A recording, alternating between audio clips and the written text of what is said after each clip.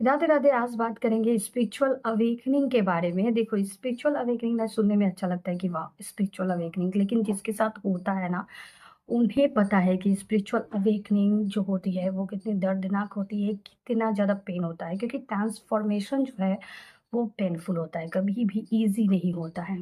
वो इसलिए क्योंकि आप जिस तरह के जीवन जी रहे थे, अब तक जीते आ रहे थे, अब आपको उसको पूरी तरह से ख़त्म करना होगा। आपको बदला जा रहा है, आपके अंदर से खाली किया जा रहा है, आपके अंदर से सारी चीज़ें निकाली जा रही हैं। आपके अंदर जो अब तक आप खुद को समझ रहे थे कि आप क्या हो, में वो सारी चीज़ें, वो सारी तस्वीरें बिखरने वाली है और वास्तव में आप क्या हो, इससे आपको रूबरू कराया जाता है। तो इसीलिए स्पिरिचुअल अवेकनिंग है, बहुत ही पेनफुल होती है। आप समझो कि आपको पूरी तरह से बदला जा रहा है अंदर से। आप जैसे हो एकदम से, आपके अंदर एक-एक चीज़ को बदला जा रहा है। तो आप सोचो कि आपसे एक तरह की जो आप पहचान लिए घूम रहे हो, उस पहचान को पूरी तरह से मिटाया जा रहा है, तो आपको कितनी तकलीफ़ होगी। तो इसलिए ट्रांसफ़ॉर्मेशन जो होता है ईज़ी नहीं होता। तो थोड़ा-सा मैंने बता दिया स्पिरिचुअल अवेकनिंग और ट्रांसफ़ॉर्मेशन क्या होता है, लेकिन आज बात करूँगी मैं स्पिरिचुअल अवेकनिंग के अटैचमेंट से डिटैचमेंट तक की सफ़र, जो कि बहुत ही पेनफुल होती है। वो इसलिए यूनिवर्स कराती है ताकि आप जिसे क्या होता है कि हम ना गलत जगह हमेशा खोजते हैं कि प्यार कहाँ है। कभी अपने फैमिली में खोजने लगते हैं, भाई-बहन से खोजने लगते हैं, दोस्तों में खोजने लगते हैं, कोई समवन में खोजने लगते हैं, किसी रिलेटिव में खोजने लगते हैं, रिश्तेदारों में खोजने लगते हैं कि वो हमसे सच्चा प्यार करता है, वो हमारी हमेशा से मदद करेगा और हम उन पे पूरा एफ़र्ट लगा देते हैं और लेकिन अंततः हमें धोखा मिल जाता है।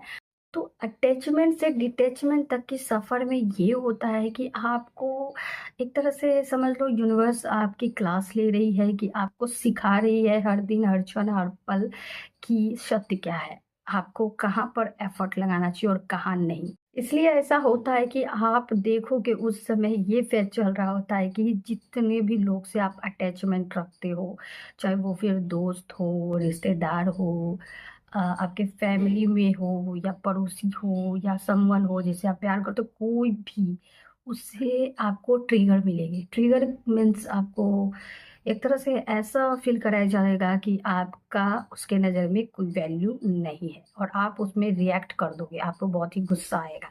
जैसे मान लो कि आप किसी से बहुत ही ज़्यादा बात करते थे घंटों, बहुत अच्छा दोस्त मानते थे, लेकिन अचानक से आप देखोगे उन्होंने आपसे बात करना बंद कर दिया या फिर आपने बहुत सारे कॉल किए, उनका रिप्लाई नहीं आया। आपने बहुत सारा मैसेजेस किया लेकिन उन्होंने देखा, रिप्लाई नहीं दिया या फिर देखकर बहुत घंटों बाद या 1-2 दिन बाद रिप्लाई दिया। एक तरह से आप समझ लो आपको ट्रिगर मिल रही है। ऐसा नहीं कि श ऐसा नहीं कि ये सिर्फ़ समवन के साथ होगा, नहीं। इस समय ये फ़ेज़ में आपके दोस्ती तक टूट जाएगी। बहुत सारे दोस्त जिसको आप बहुत अच्छा समझते थे, अपना समझते थे, आप देखोगे कि बहुत सारी चीज़ें वो ऐसा कर रहे हैं कि आपको बता भी नहीं रहे हैं और फिर उन चीज़ों से आपको प्रॉब्लम हुई कि उसने मुझे बताया तक नहीं, उसने ये कर लिया, उसने वो कर लिया। ऐसा नहीं है कि अगर आपको अटैचमेंट सिर्फ़ इंसानों से है तो उनसे ही ट्रिगर मिलेगी, नहीं। आपको किसी भी चीज़ को लेकर अगर बहुत ज़्यादा अटैचमेंट है कि वो मिलनी चाहिए, मेरी ही है, मेरा ही है, चाहे वो इंसान हो या कोई चीज़ हो, वो चीज़ें आपको नहीं मिलेगी, आपको तोड़ देगी, आपको दुःख देगी। फ़ेज़ में ऐसा है कि आपको कुछ भी नहीं मिलने वाला। आप जहाँ-जहाँ से उम्मीदें करोगे, जिस चीज़ से, जिस व्यक्ति से आप उम्मीदें करोगे, सब कुछ टूटने वाला है। सब कुछ, पूरी दुनिया ऐसे लगेगी कि आपको धोखा देने के लिए ही बनी हुई है। आप किसी चीज़ का प्रयास करोगे, कोई चीज़ भी करना चाहोगे, आप उसमें भी फ़ेल हो जाओगे। कुछ लेना चाहोगे, वो चीज़ें आपको नहीं मिलेगी। तो आप जिस चीज़ से अटैचमेंट रखोगे, उम्मीदें रखोगे, वो सारी टूटती जाएगी इस फ़ेज़ में। और उसी तरह आपके हर तरफ से आपको ट्रिगर मिलेगी। जिसे आप प्यार करते हो उससे, दोस्त से, रिश्तेदारों से भी, कि आपको ऐसा लगेगा कि हर कोई आपको सिर्फ़ एक ही क्लास सिखाने के पीछे पड़ा है कि खुद की वैल्यू को समझो, खुद के अंदर झाँको, क्योंकि यूनिवर्स यही चाहती है कि आप खुद के अंदर देखो, खुद को झाँको और दूसरों में प्यार मत ढूँढो, क्योंकि रियलिटी यही है कि ईश्वर के अलावा कोई भी प्यार नहीं कर सकता है। और यूनिवर्स यही लेसन सिखाना चाह रही है कि आप जिसके पीछे भाग रहे हो, आप जिस पे एफर्ट लगा रहे हो, अपना टाइम वेस्ट कर रहे हो, जो भी पर्सन है, जो भी लोग हैं, उसके नज़र में आपकी वैल्यू कितनी है, एक तरह से आपको आईना दिखा रही है यूनिवर्स और सत्य से वाकिफ़ कर रही है कि आप जहाँ पर अपना टाइम वेस्ट कर रहे थे, आप कितना गलत कर रहे थे खुद के साथ। तो ये अटैचमेंट से डिटैचमेंट तक के सफ़र में अंततः आपको ये सबसे ट्रिगर मिलते मिलते, हर पर्सन से ट्रिगर मिलते मिलते आप देखोगे कि कोई भी आपको वैल्यू नहीं दे रहे हैं, कोई भी आपको वैल्यू नहीं दे रहा है, कोई भी आपको उस तरह से प्यार नहीं कर रहा जिस तरह से आप चाहते हो, कोई भी आपको उस तरह से रिस्पॉन्स नहीं दे रहा जिस तरह से आप चाहते हो। तो आप धीरे धीरे खुद की खोज में निकल जाओगे, आप खुद में ही टूटे हुए महसूस करोगे, अकेलेपन में बैठने लगोगे और अपने सवालों से घिरे रहोगे और सारे लोगों की जो ये हरकतें सोचोगे कि ऐसा हो क्यों रहा, आखिर में क्यों सब ऐसा कर रहे हैं। और अंततः आपको जवाब मिल जाएगा कि क्यों ऐसा हो रहा है।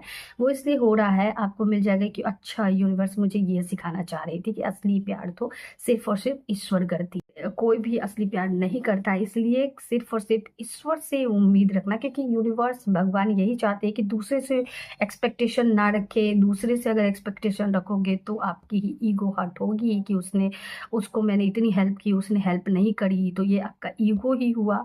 तो यूनिवर्स यही बताना चाहती है कि आप किसी से एक्सपेक्टेशन मत रखो। वो अनकंडीशनल लव सिखाना चाह रही है कि कोई आपसे प्यार करे या ना करे, आपको प्यार करना है। कोई आपकी मदद करे या ना करे, आपको मदद करनी है।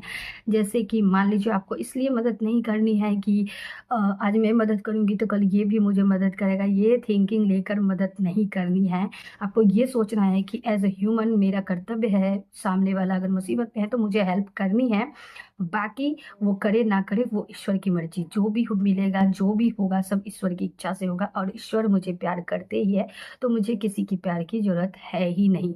खुद में फुलफिलमेंट महसूस करो। और जैसे ही आप अटैचमेंट डिटैचमेंट की फेज को समझ लेते हैं कि यूनिवर्स क्या सिखाना चाह रही है, आपको क्यों ट्रिगर मिल रही है, क्यों लोग सभी लोग मुझे धोखा दे रहे हैं, वैल्यू नहीं दे रहे, रिस्पॉन्स नहीं दे रहे, मुझे नीचा दिखा रहे हैं, क्यों, आप इस चीज़ को अगर आप समझ लेते हो तो उसके बाद की दुनिया बहुत अच्छी होगी। आप बहुत ही ज़्यादा शांति फील करेंगे और आपको लगेगा कि थैंक यू यूनिवर्स सारे लोगों का चेहरा दिखाने के लिए और मुझे इस चीज़ से वाकिफ करने के लिए कि सत्य क्या है। ईश्वर ही है जो कि हमसे प्यार करती है, उसके अलावा कोई भी नहीं।